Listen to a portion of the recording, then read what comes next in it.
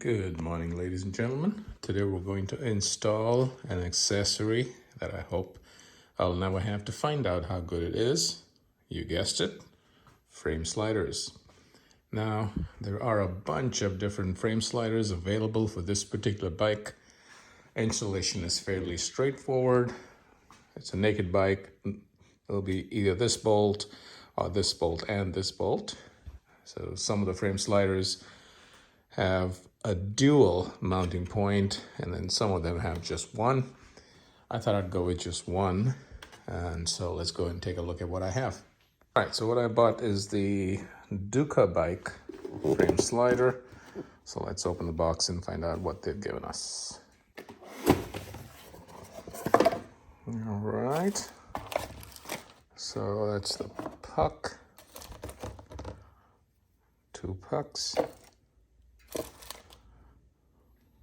the big huge spacer, and a longer spacer, and then some nuts and bolts. And I really like these 2 stickers. In fact, I've got them in my Ford F-150. Beautiful stickers. But what's missing, conspicuous by its absence, is that there are no instructions. I guess these guys think we're all born mechanics.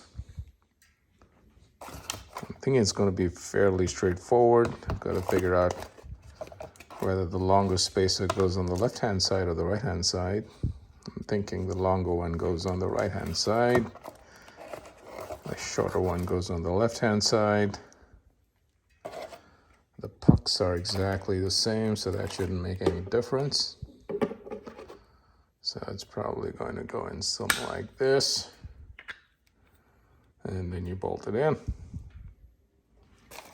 So the only bolt you should have to remove is this one here. You don't have to touch this. So let's go ahead and remove this bolt and the corresponding bolt on the other side, and then see how this installation comes together. All right, folks, I should probably take back that smart aleck comment I had about no instructions, because if you look here, there's a website with instructions. Let's get on with the installation. So these are all the parts that come with this frame slider. You got 2 pucks, they're exactly identical. And you got 2 engine bolts. They seem to be exactly identical. So these would replace the OEM engine bolts. And then you got 2 spacers. The shorter spacer goes on the left-hand side, sitting on the bike, obviously. And then the longer spacer, again, sitting on the bike on the right-hand side, is where the longer spacer goes. There are 2 bolts that are used to connect the puck to the spacer. So that comes later. And then these 2 washers, they also come later. But the longer one goes on the right-hand side, and the shorter one goes on the left-hand side. They've also included torque specifications. The engine bolts are torqued to 85 Newton meters, and then these bolts are torqued to 36 Newton meters, but we'll get to that. So the first step is to remove the OEM engine bolt on both sides. So what I do to be super safe is I've got this little thingy, and I'm going to raise this up and have it rest against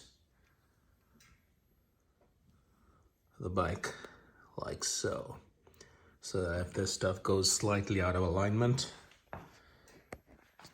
right? If this bolt and the other bolt on the other side goes slightly out of alignment, well, I don't want it to go slightly out of alignment is why I'm using this. You don't have to do that. But one thing you do want to do is make sure you remove 1 bolt at a time, then replace this bolt with the manufacturer provided bolt, and then go on to the other side, remove that bolt, and then replace that bolt.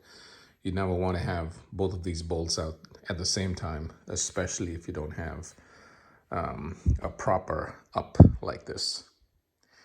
All right, to remove this bolt, you need a 14mm socket, which miraculously happens to be in my pocket. So In it goes, and out that bolt comes. Okay, so this bolt comes out without too much fuss. And you can see there's some grease here. So before installing this bolt, I'm going to go ahead and put some anti-seize on the thread and then bolt it back in and torque it to 86 Newton meters. So this is the anti-seize lubricant that I use. I've had it forever.